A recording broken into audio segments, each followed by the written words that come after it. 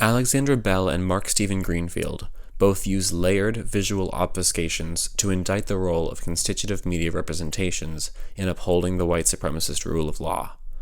The form and style of Bell and Greenfield's respective layered indictments brings meaningful context to the production and presentation of their visual works. In counter-narratives, Alexandra Bell employs red ink, associated with academic correction, to establish a visual code for interrupting the perception of constitutive written language in media.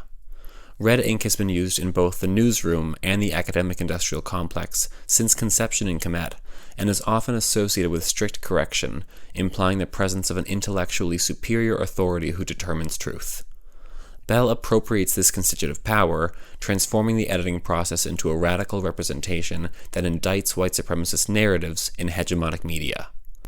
Bell's choice of medium and presentation place her work above newspaper reproduction.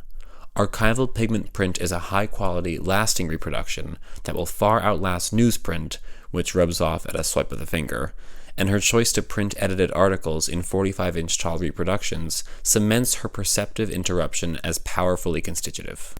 Bell's editorial representation of media coverage of the Central Park Five takes on a similar form of altered newsprint, but indicts hegemonic narratives differently, using blackout. The FBI has famously used redaction in response to investigations into COINTELPRO misconduct, constituting blackout as a tool in upholding the white supremacist rule of law. Bell's redactions do the opposite work of the FBI's, indicting white supremacist media representations and removing visual elements that distract the viewer from constitutive, hegemonic, and purposeful language.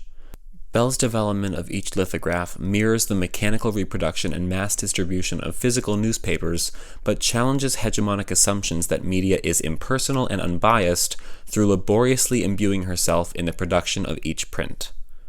Greenfield's Blackatcha also uses a visual overlay, taking the form of an optometrist chart layered on top of archival photographs of white individuals in blackface, stripping the images of their original constitutive context and physically imposing a new meaning upon them.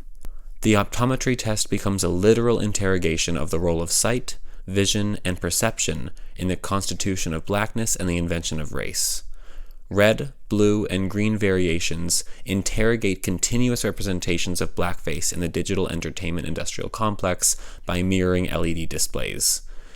In each of these pieces, the importance of what occurs between the page and the eye takes center stage. Bell and Greenfield's focus on perceptive processes informs the way that they both indict the media industrial complex, through interruption, subversion, and reconstitution.